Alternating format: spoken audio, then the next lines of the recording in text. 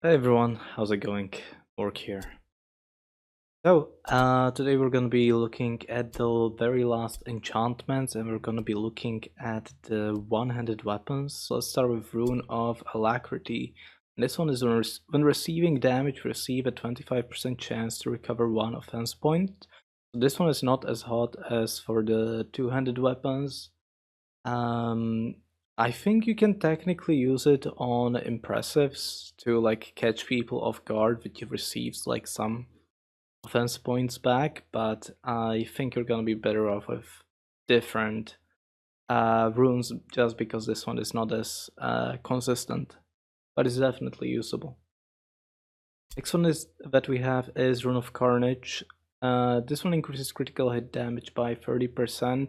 I think if you're dual wielding, it is much preferable for you to go for the Rune of Carnage and get the payoff of the critical hit damage increase rather than going for additional critical hit chance. Because with melee weapons, swords specifically, and like Skavens that use daggers and they have like crit chance bonuses associated with those daggers, I think their critical hit chance is good enough already as is.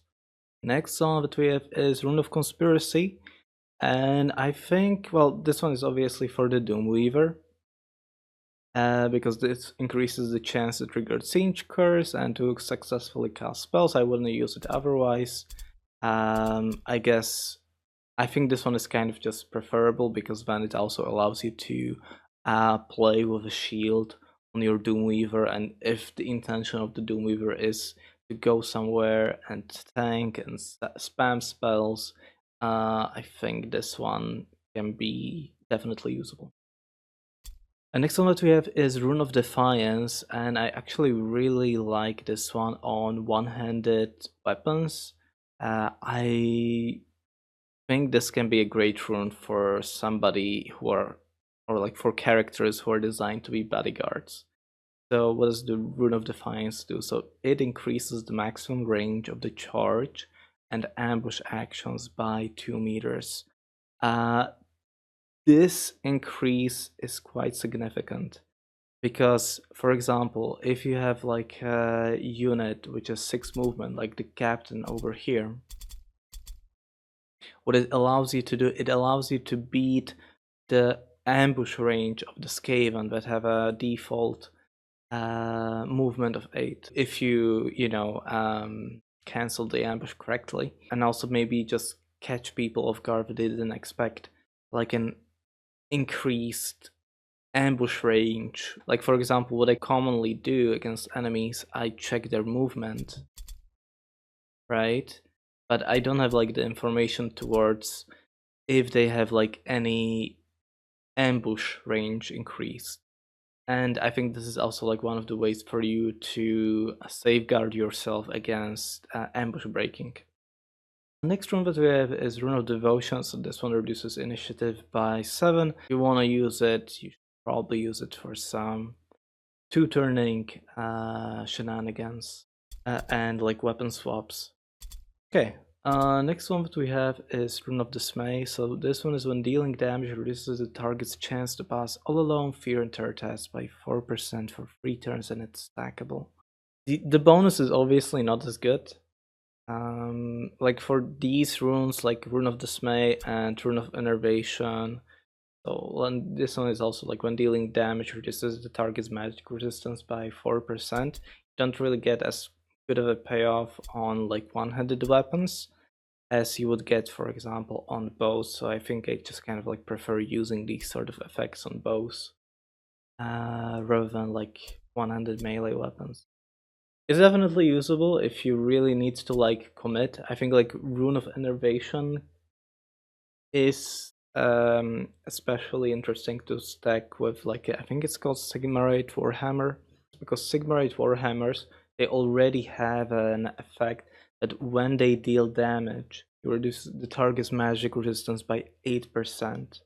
So if you have a Rune of Innervation, now you're gonna have like a chance to reduce the target's magic resistance by 12% instead. And that can be like, if you're boosting something that you're already good at, it gets even better, right? So if somebody has a very high magic resistance, with Rune of Innervation, you're gonna just get there faster with like ripping down the magic resistance of the target. The Rune of Innervation in the Chaos Warbands, because they don't have like access to the Sigmarite Warhammer, I don't think it's as good. Alright, next one is Rune of Enfeeblement, and this one is when dealing damage, you receive a 45% chance to remove one offense point from the target. I think I could maybe see this being usable on a Witch Hunter Captain and a Mercenary Captain, just because they have those effects that if they dodge or if they parry, their counterattack is free. So, you know, just having like a 45% chance to maybe get lucky, it can really annoy the enemy and really mess up the rotation, the attack rotation that the enemy could have prepared, especially if they have like two-handed weapons. Rune of Expertise. So this one increases melee hit chance by 6%. It's not all that hot, but I don't think it's completely a bad idea to go for a Rune of Expertise and to use it, especially maybe on like support characters that are trying to get like some sort of a effect down, and it's like very important that you actually hit the target. So for example, if you have like a support henchman who has like a jaw strike, you know, I think in that case you can start considering maybe Veteran of Expertise. But I think you're probably just gonna be better off with just, if that's like, you know, the logic, I think you're probably just gonna be better off using maces, because mace gives you like plus 8% hit chance. So it's definitely usable, but it's kind of up to you. I think I do though prefer like other enchantments overall. Next rune that we have is Rune of Fury. So this one is attacks bypass 10% of target's parry chance. So parry and Web of Steel are really popular ways to defend your henchmen and your characters in Mordheim. So I don't think like this rune is completely out of line. I definitely consider using it in the past. You could, for example, have like warriors with spears who could achieve something like, I don't know, like I think like over 100% like parry piercing with a strong blow, the basic strong blow. So yeah, so I think if you're like trying to maybe counter some of those parry builds which are incredibly popular, I think you can definitely consider Rune of Fury on a spear. Okay, next rune that we have is Rune of Havoc. This one increases the chance to deal a critical hit by 4%. I think this rune is considerable maybe on characters who are like crit based, but are more defensive. So for example, if you're using a Rune of Havoc, but also a shield that, for example, if you dodge, you get 2 offense points back, you know, and you have also like, for example, counter blow, and like the whole idea of the character is that if you dodge, you counterattack back, and maybe that counterattack spreads back, and maybe you stun the target. So it is a lot of maybes ultimately, but you could use it, but I don't think it's ultimately worth it, just because the value of just like 4% is not that good. Okay, next rune that we have is Rune of Luck, and this is probably one of the best runes in Mordheim, especially like defensive characters. I mean, you can, for example, see here on my captain, I'm using like Hammer of Luck. I'm also using a Sword of Luck. Why is it so good? It's because it gives plus 10% critical hit resistance, and this kind of especially allows you, like, critical hit resistance is very important in Mordheim. Ideally, you have like around like 20% critical hit resistance at least, So very commonly you're gonna be seeing on your henchman skill resilient. The thing about resilient though is that it's very expensive. It costs like, if you don't have any discounts, it's gonna cost you like 300 gold. When we take a look at the Rune of Luck here, we can see that the epic enchantment costs just 60, and the blue enchantment, which increases the critical hit resistance by 7%, I believe it's always 6, I don't know, I believe it's 6. But like, if in the early game, in Mordheim, you come across Rune of Luck, and the way you get Rune of Luck is just by being lucky with the enchantments. That's all there is to it. If you manage to get like early Rune of Luck, the blue Rune of Luck, you essentially win the economy lottery, because then you don't have to like spend your money on the resilient skill, and you're gonna have like a whole lot more money. Yeah, and the Rune of Luck is only like 3% worse than the epic enchantment. So Rune of Luck is incredibly powerful.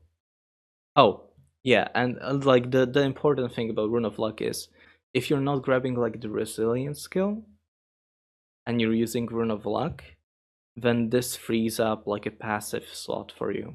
Next rune that we have is Rune of Misfortune, and this one is when dealing damage, you reduce the target's stun resistance by 4% for 3 turns, and it's stackable. I wouldn't use it because that value is incredibly low. Yeah. Alright, Rune of Perforation. So this one is attacks bypass 6% of target's armor absorption. Rune of Perforation is more important for you if you are going to be dual wielding. You're not gonna get as much value if you're using just like one-handed weapon. So if you're dual wielding, definitely use it, especially on armor piercing impressive. But yeah, that's about it.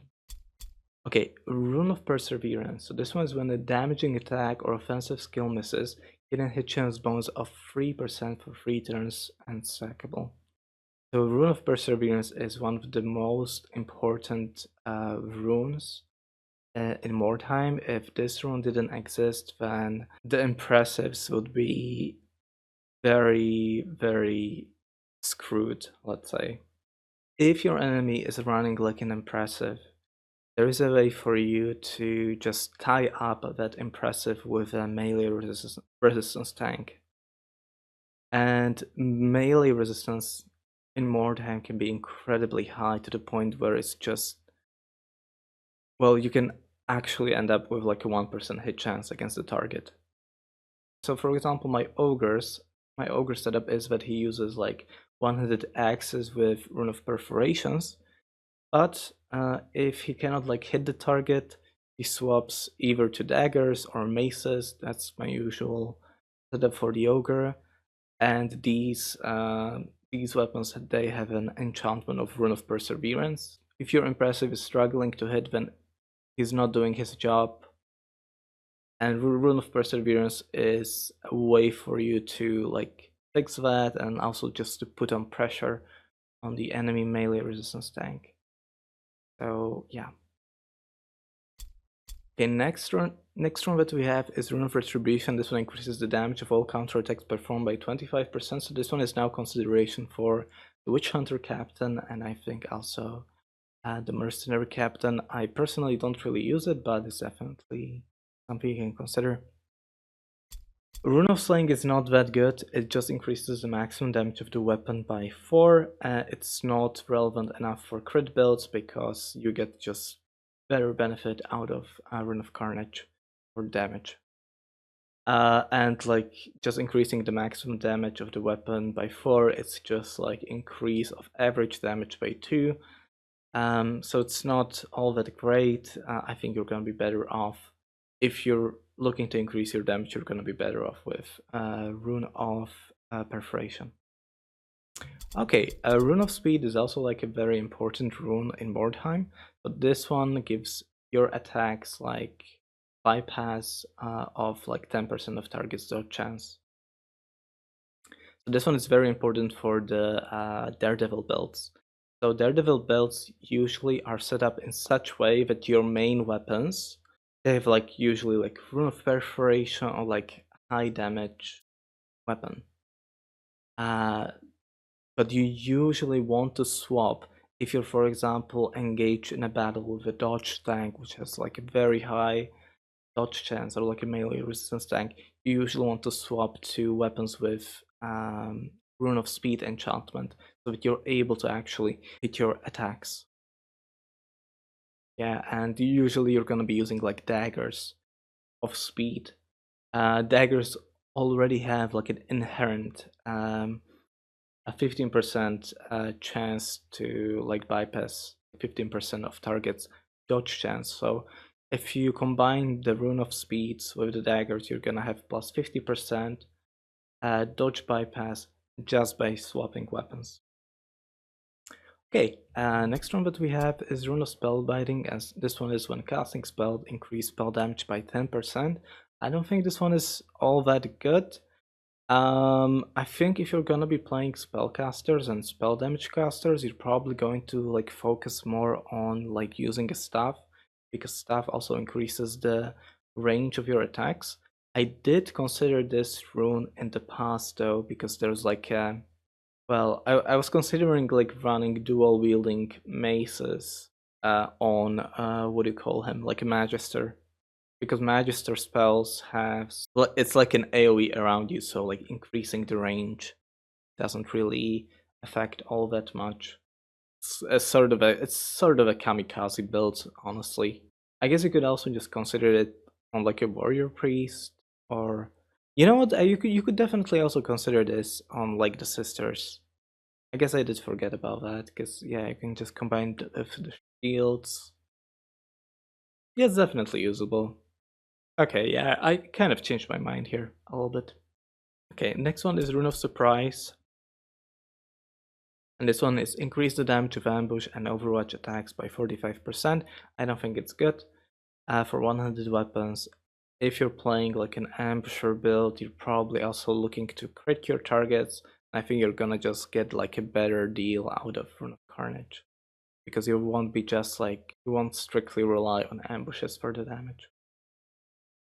Okay, next one is Rune of Venom, and this one is when dealing damage to target's poison resistance is reduced by 4% for 3 turns, and it's stackable. So this one on 100 weapons is not as good as it's not as good as the Shuriken, and it's not as good as the Weeping Blades. You can definitely use it on like henchmen, and you know, in that case you can kind of like set up, by damaging the enemy, you're just kind of like setting up your Weeping Blades to deal like the poison damage. It's considerable, but you might actually just get like the better deal just by going for a Rune of Luck and getting like a different skill. And you won't like use your henchmen for like debuffing. Okay, and the last rune that we have is Rune of Warding. So this is the other defensive rune that you can have on your melee weapons. So this one is pretty good. Yeah, it's very similar to the critical hit resistance, so you know, you can use it, like, especially if you know you're coming up against like magic warband.